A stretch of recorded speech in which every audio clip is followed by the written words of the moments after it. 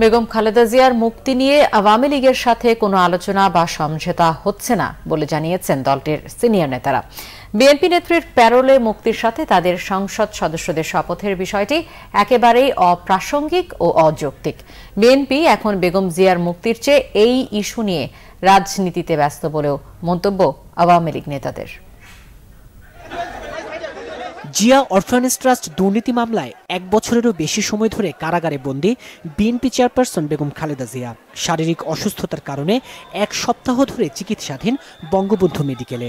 এমন বাস্তবতায় গত কদিন ধরে আলোচনায় বেগম জিয়ার প্যারোলে মুক্তি প্রসঙ্গটি। আওয়ামী লীগের ভারপ্রাপ্ত সাধারণ সম্পাদক মাহবুবুল আলম হানিফ বলছেন, বেগম জিয়ার মুক্তি হতে পারে একমাত্র আইনি প্রক্রিয়ায়। তার মতে বিএনপি নেত্রীকে প্যারোলে মুক্তি দেওয়ার মতো পরিস্থিতি তৈরি হয়নি।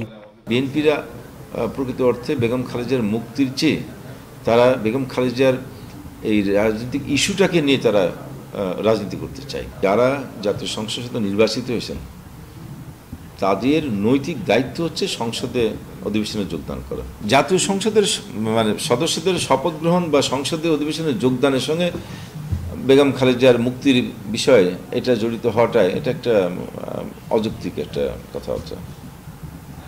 এর কোনো সম্পর্ক থাকতে পারে না। এদিকে আওয়ামী লীগের সভাপতি মণ্ডলীর সদস্য মোহাম্মদ ফারুক খান বলছেন, বিএনপি চেয়ারপারসন প্যারোলে মুক্তি চাইলে প্রচলিত আইন অনুযায়ী ব্যবস্থা নেওয়া হবে। জানান, তার মুক্তির সাথে শর্ত জড়ানোর কোনো সুযোগ নেই। বিএনপি সবসময় দেশের জনগণের সাথে ব্ল্যাকমেল করে, এটা অতীতেও আমরা দেখেছি। বিএনপির সংসদ সদস্যরা জাতীয় সংসদ নির্বাচনে যখন নির্বাচন করতে গেছেন, তিনি নিশ্চয়ই তার এলাকার জনগণকে এই কথা বলেনি যে আমি নির্বাচিত হলে বেগম জিয়ার মুক্তির জন্য চাইব এবং উনি মুক্তি না পেলে আমরা শপথ নেব না। আমার মনে হয় এই শর্ত নিয়ে কোনো বাংলাদেশের মানুষ কাউকে ভোট দেয়নি। সুতরাং আমি বিশ্বাস করি যে এই ধরনের কোনো শর্ত বা এই ধরনের কোনো কথাবার্তা কোনো লেভেলে হচ্ছে না। তবে জনগণের কাছে দায়বদ্ধতা থেকেই বিএনপির নির্বাচিত সংসদ সদস্যদের শপথ নেওয়া উচিত বলে মত আওয়ামী লীগের এই দুই প্রভাবশালী নেতার। তাইমুর রশিদ, বাংলা ভিশন, ঢাকা।